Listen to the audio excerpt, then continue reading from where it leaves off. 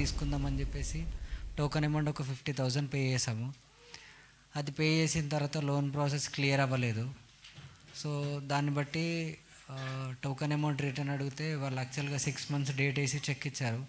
అది క్లియర్ అవుతుందా అవ్వదా అని చెప్పేసారంటే ఎవరు అడిగినా అది క్లియర్ అవ్వదు, అది మీకు అమౌంట్ రాదు, ఇంకా వేస్ట్ మీరు ఇప్పుడు వాళ్ళని అడిగి కూడా అని అంటే ఇంకా దాని తర్వాత ఒక 1 week వాళ్ళ దగ్గర తిరిగి ఉండే అనమాట. మళ్ళీ చెక్ డేట్ చేంజ్ చేయడం జరిగింది. బట్ దాంట్లో అమౌంట్ లేదని వాళ్ళే డైరెక్ట్గా చెప్పారు అనమాట. చెక్ క్లియర్ అవుతుందా అవ్వదా అని చెప్పేసి వాళ్ళే చెప్తున్నారు, అమౌంట్ అయితే లేదు, మీరు ఇప్పుడైతే వేయకండి, మాకు ఫోన్ చేసి వేయండి అని చెప్పేసి.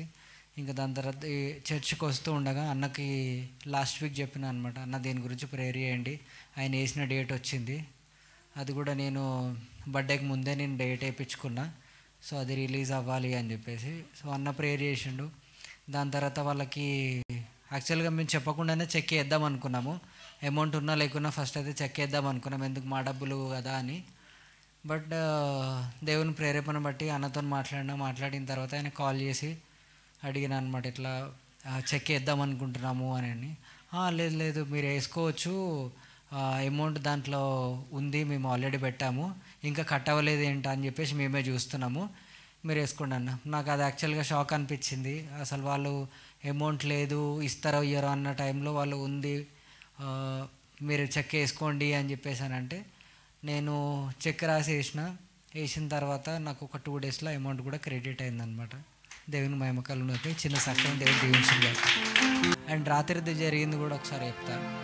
రాత్రి ఏమైందంటే మేము యాక్చువల్గా నాది ట్రాన్స్పోర్ట్, ఒక వెహికల్ లోడ్ చేసి పంపించినాం అనమాట. అంతా సాఫీగా అయిపోతుంది అని చెప్పేసి అని అనుకున్నాము.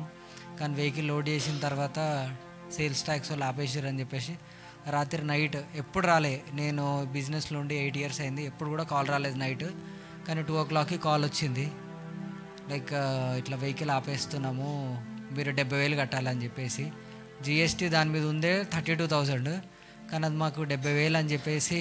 రాత్రి 2 గంటల నుంచి నాకు వాటర్ తాగుతుంటే కూడా గొంతు ఆరిపోతూనే ఉంది, నిద్ర వస్తలేదు, ప్రేయర్ చేసుకుంటున్నా, నాకు ఇంకేం అర్థం కావట్లేదు. పొద్దున వరకు మళ్ళీ నిద్రపోకుండా కాల్స్ మాట్లాడుతూనే ఉన్నాము. మా సైడ్ నుంచి ఏం ప్రాబ్లం లేదు, కానీ వాళ్ళు సతాయిస్తున్నారు, డబ్బులు కట్టేంత వరకు వెహికల్ వదలము అని చెప్పేసి చెప్పారు.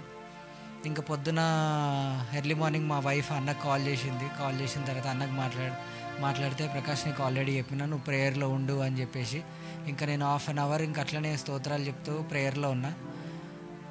ఒక 1 hour అయింది. 1 hour అయిన తర్వాత వాళ్ళు యాక్చువల్గా డమ్మీ వాళ్ళని తెలిసిందనమాట.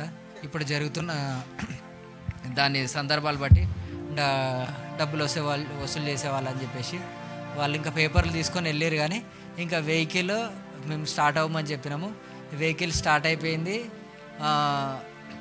డెలివరీ కూడా అయిపోయింది, అంతా క్లియర్ అయిపోయింది. కాకపోతే ఏంటంటే ఈ డమ్మీ గాలను పంపించింది ఏంటంటే నాకు అనిపించింది ఏంటంటే మన ప్రార్థనలో గడపడానికి, ఆత్మీయతను బలపరచడానికి దేవుడు మధ్యలో ఈ డమ్మీ గాలను వాడి. రాత్రి నుంచి అయితే నిజంగా 2 గంటలకు మన కాల్ వస్తే ఒక్కసారి ఆలోచించండి. అసలు నార్మల్గా ఇంట్లో చేస్తేనే ఫుల్ టెన్షన్ వస్తుంది ఏమైందా అని, అట్లాంటిది డ్రైవర్ కాల్ చేసి అంతా హడావిడి చేసిండు. కానీ మొత్తానికి అది డమ్మీ